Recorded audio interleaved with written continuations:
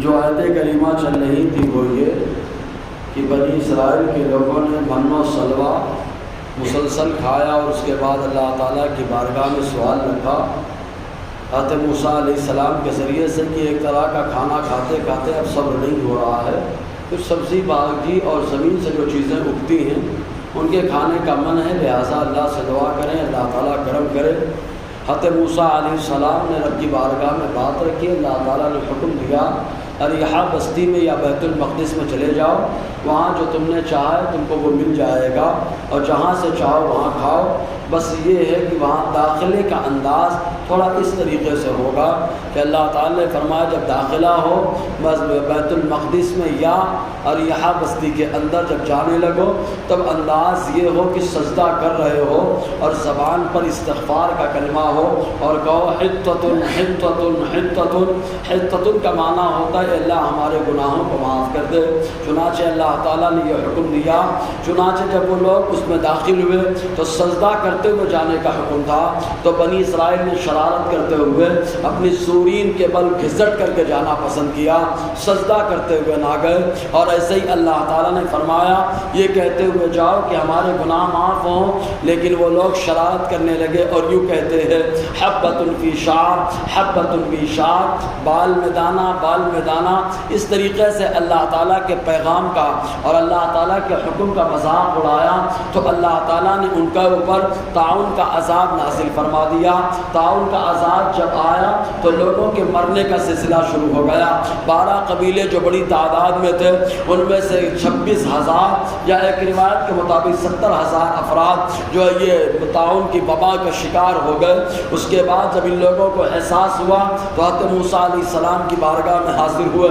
موسیٰ علیہ السلام کی دعا کی برکت سے اللہ تعالیٰ نے نجات عطا فرمائی۔ رب فرماتا ہے وَادْخُلُوا الْبَابَ سُجَّدًا، اور حکم ملا داخل ہو جاؤ دروازے میں سجدہ کرتے ہوئے، اس لیے کہ اریحا بستی بھی بہت متبرک ہے اور بیت المقدس بہت متبرک ہے، حتیٰ کہ معاملہ ایسا ہوا بخت نصر بادشاہ نے دونوں بستیوں کو ویران کرنے کی کوشش کی۔ چنانچہ بیت المقدس کو بھی بڑے اچھے انداز میں اپنے طریقے سے جو ہے اس نے ویران کرنے کی کوشش کی، لیکن اللہ تعالیٰ نے اس کو شاد اور آباد فرما دیا۔ وہاں کے عمارتیں محلات تو کھنڈر میں تبدیل ہو گئے، لیکن پودے جو لگے رہے درخت جو لگے رہے اس میں پھل بڑا شاندار رہا۔ یہی وجہ ہے کہ جب حضرت عزیر علیہ السلام کا داخلہ اس بستی کے اندر ہوا تو آپ نے کھنڈرات کو دیکھا اور پودوں کو دیکھا کہ پھل بڑے شاندار لگے ہوئے ہیں، تو اللہ تعالیٰ کی بارگاہ میں حضرت عزیر علیہ السلام نے کہا اے مولا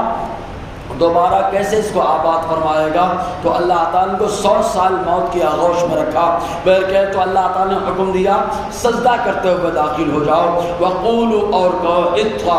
معافی ہو مغفرت ہو یعنی ہماری بخشش ہو، نغفر لکم خطایاکم، ہم بخش دیں گے تمہارے لیے تمہاری خطاؤں کو۔ اللہ تعالیٰ نے اعلان کر دیا داخلہ بھی اچھا ہو سجدے کے انداز میں اور استغفار کے کلمات زبان پر ہوں، تمہارے سارے گناہ معاف ہوں گے، اور اگر اخلاص کے ساتھ کرو گے وَسَنَزِيدُ الْمُحْسِنِينَ، تو اخلاص کرنے والوں کے لیے اللہ فرماتا ہم اضافہ کر دیں گے۔ رب فرماتا ہے فَبَدَّلَ الَّذِينَ ظَلَمُوا قَوْلًا غَيْرَ الَّذِي قِيلَ لَهُمْ، تو بدل دیا ظالموں نے اس بات کو جو ان سے کہی گئی، چنانچہ ان لوگوں نے بدل دیا، کہا گیا تھا سجدہ کرتے ہوئے داخل ہو جاؤ تو سورین کے بل گھسٹ کر کے جو ہے اس کے اندر داخل ہوئے، اور ایسے ہی ان سے کہا گیا کہو ہمارے گناہ معاف ہو جائیں، تو کہنے لگے حبۃ فی شعر، بال میں دانہ بال میں دانہ، فانزلنا علی الذین ظلموا رجزا من السماء، رب فرماتا ہے تو ہم نے اتار دیا ظالموں پر آسمان سے عذاب کو۔ وہ عذاب طاعون کا عذاب تھا۔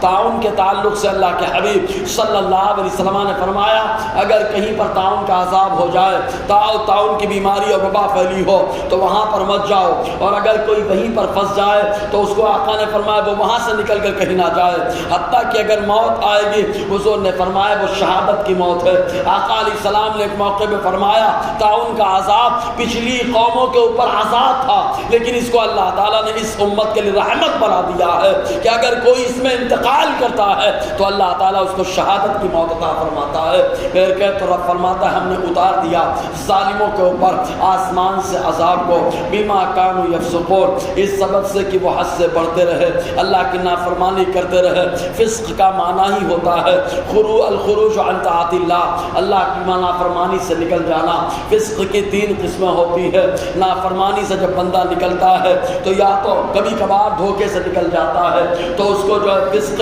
تغابی کہا جاتا ہے، اور اگر بندہ جان بوجھ کر کے کرنے لگے، بار بار کرنے لگے، لذت محسوس کرنے لگے تو اس کو فسق انہماک کہا جاتا ہے، اور اگر بندہ حرام کام کو حلال سمجھ کے لذت لیتا ہوا کرنے لگے اس کو فسق جحود کہا جاتا ہے۔ جب بندہ فسق جحود کی منزل پر آ جائے تو وہ دین سے نکل جاتا ہے، تبھی جا کر ان کے اوپر عذاب آتا ہے۔ تو رب نے فرمایا ان کے فسق کی وجہ سے، فسق جحود کی وجہ سے ہم نے ان کے اوپر آسمان سے عذاب کو نازل فرمایا۔ معلوم یہ ہوا کہ اللہ تعالیٰ جس حد میں بندے کو رکھتا ہے، اگر بندہ اسی حد میں رہے تو محفوظ ہے، حد سے بڑھے تو پریشان ہوتا ہے۔ جیسے مونچھ کے بال اگر حد میں رہیں تو محفوظ رہتے ہیں، حد سے بڑھے تو کاٹ دیے جاتے ہیں۔ ناخن اگر حد میں رہے محفوظ رہتا ہے، حد سے بڑھ جائے تو کاٹ دیا جاتا ہے۔ تو ایسے ہی جو بندہ اللہ تعالیٰ کے بتائے ہوئے حد میں رہتا ہے وہ بندہ محفوظ رہتا ہے، اور جو حد سے بڑھتا ہے